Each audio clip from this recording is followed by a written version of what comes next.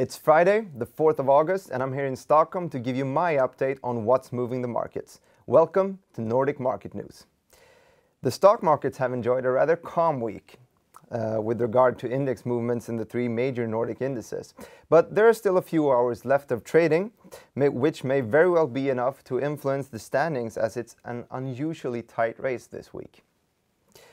After a couple of hours of trading on Friday, the Swedish OMXS30 is in the lead, and it's racing pretty tight with the Norwegian OBX, with small gains of around 0.1 and 0.2%. Copenhagen is the worst, and it was down about 0.5%, and Helsinki is somewhere there between. The last couple of weeks' oil fuel dominance seemed to have passed, as the oil price has stabilized somewhat this week. The Brent currently trades just below the $52 mark. The Norwegian company Tomra started off the week by climbing almost 4% on Monday. Over the weekend, it became clear that the company won the deal to co-run recycling in the entire New South Wales area in Australia. Finnish company Metsä Board kicked off in the opposite direction, falling almost 7% to the lowest level since November, after analysts at Nordea Markets reduced their buy recommendations to a hold. The stock did not stop there, but continued down on Thursday after their earnings came in lower than expected. The stock is down about 9.5% for the week.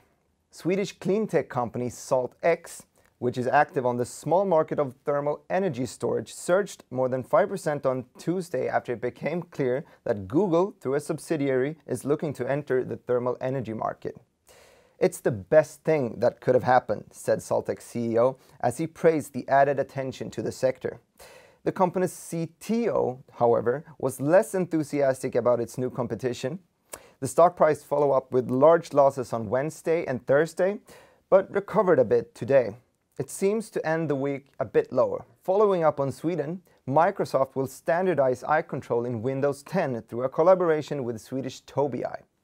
The stock traded as much as 25% higher on Wednesday, but after Tobii, during an interview, revealed that the collaboration will yield no short-term revenue, the market decided 17% will be more appropriate.